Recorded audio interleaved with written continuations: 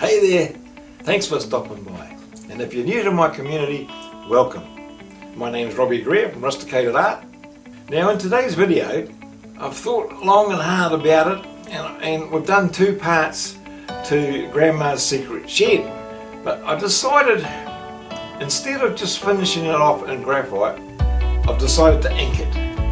Because I haven't used my ink fine liners for so long now, and I love using them. And I thought, well, this particular drawing would lend itself beautifully to being inked. Now be sure to stay to the end, because along the way I'm going to be giving you plenty of helpful hints, lots of tips. I want to share with you the different techniques that I've learned over the years. Alright, so what do you reckon? Come on in.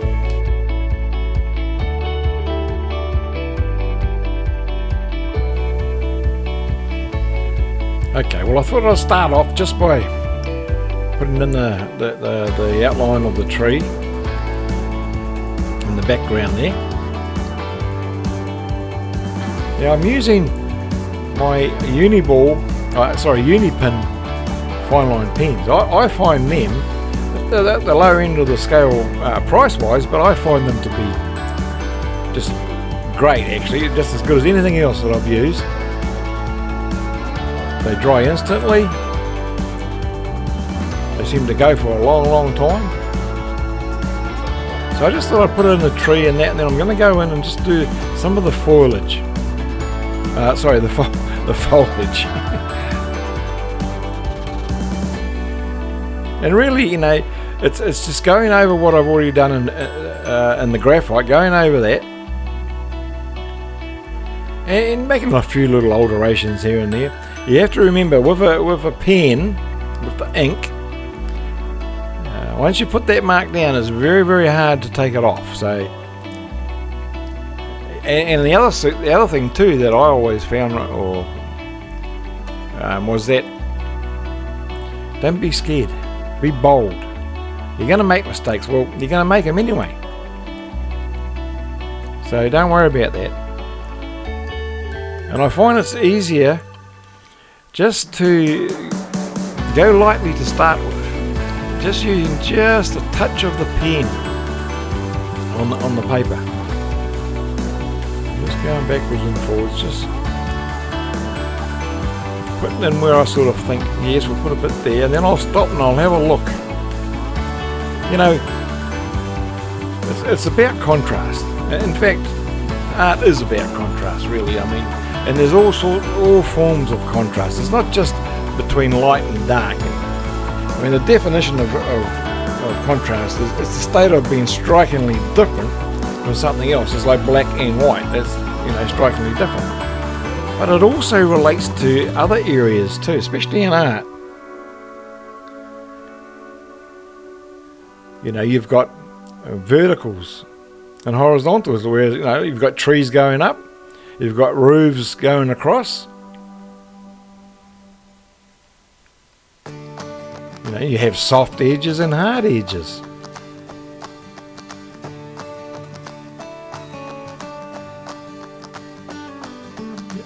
Contrast is when the difference is really noticeable. That's contrast, and that's all we're trying to do really in this drawing. Is just, I thought if I went over it in ink, it'll just make it pop out a bit more because of the contrast.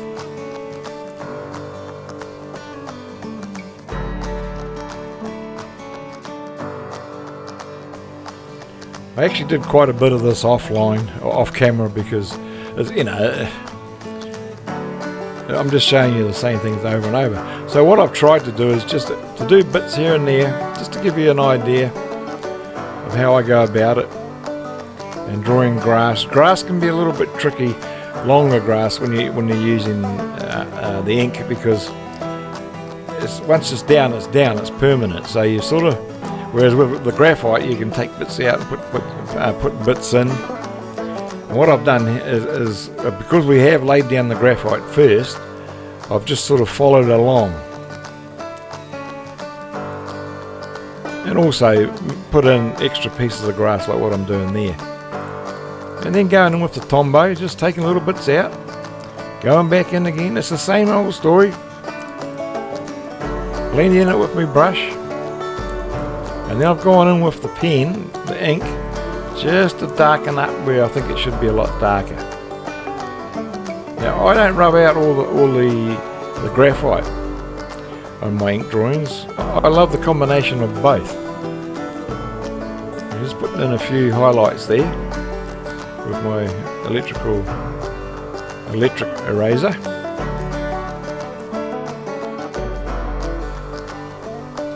Yeah, so because I leave quite a lot of the graphite in fact I leave most of it in, using the two mediums, and I like to look at it or call it a platinum finish. It's a little bit different. And I've stuck with a number 1 through most of this drawing, the number 1 fine line pen.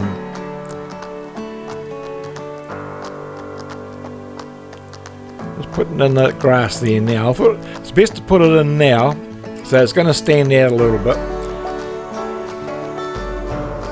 I mean, after all, it is grass, and grass just goes wherever it wants. I'm just darkening up, sort of in between the leaves and the bushes and that. Some of it's dark because it is dark, it's in shadow, and some of it's just a little bit darker because it's actually the actual shed.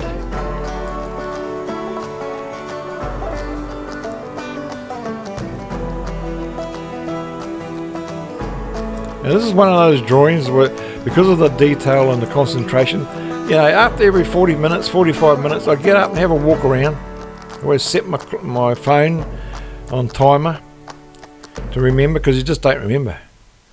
You get so absorbed in what you're doing.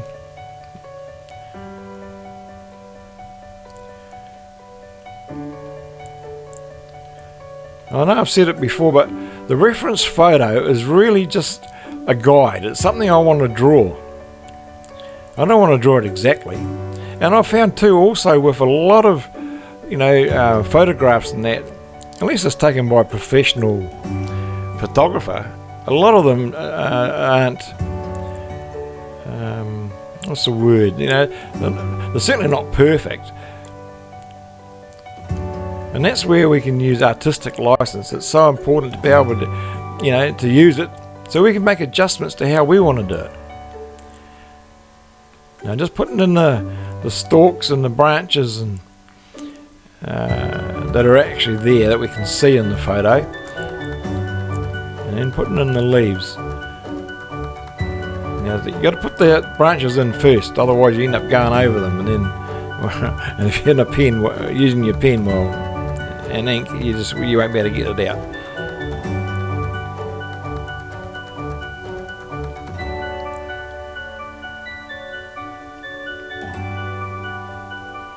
Remember, this wasn't all filmed in one sitting. As you can imagine, it took me over a couple of days to do this. Not all day, but you know, over time, would have been a couple of days. Now we're going in pretty dark in here, just to make those leaves pop out because they're in the foreground, so they are closer.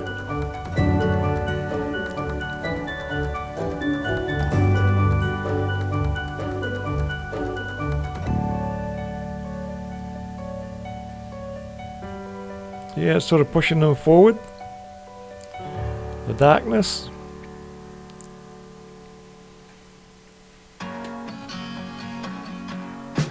Now this area here was a little bit of a tricky situation because you got the bush in the front of the shed, and then of course there's trees and that behind the shed.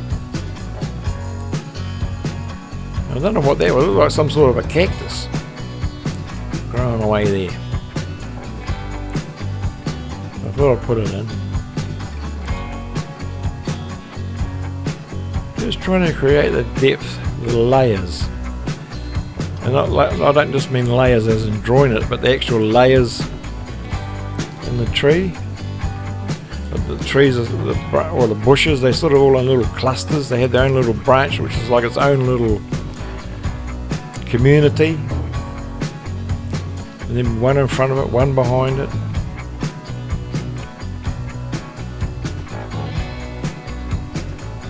But as I say, you just take your time. It's very hard when you're sitting there drawing it. It's very hard to see the big picture overall because you're just focusing on one little area. So you got to step back as often as you can, and things just become a little bit clearer. I'm just putting in the weatherboards. I want to make them a little bit darker.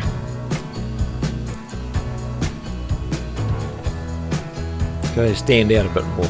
Now what I'm doing right here is actually, there's a hole there, that piece of the board is missing. So make that darker. Doing the door. Notice how I'm not using a ruler because I don't want the lines too straight. It's not a new building.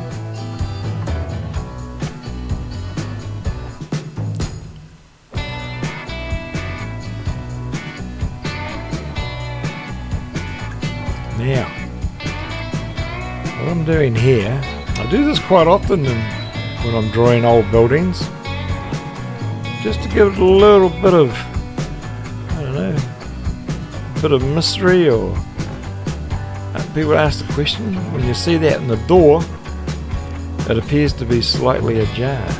And it just makes people think, oh, I wonder what's going on in there.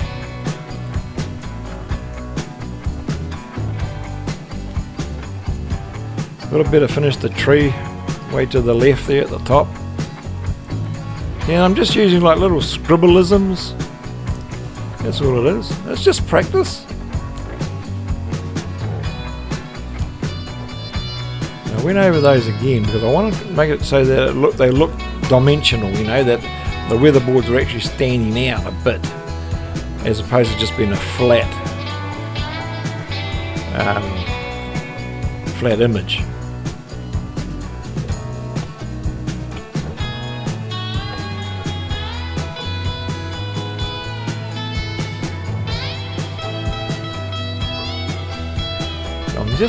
What I'm doing here is I'm just going with my 4B pencil, wood pencil. I'm just going over the leaves and putting in the lighter dark areas, you know, where they're not pitch black, where they're black, they're just lighter because that's where the wood is on the shed. And I'm just going over the leaves. It's a bit hard to see. Probably should have zoomed it in a bit. Just to give the leaves, especially at the front, a bit more texture.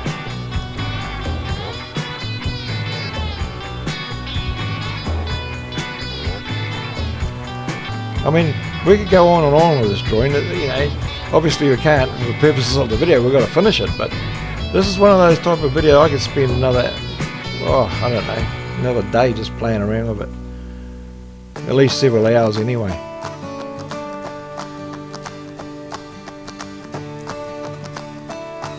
Just putting a little bit of the shadow in behind the leaves and that the leaves would have cast. Putting in some highlights with my electrical eraser.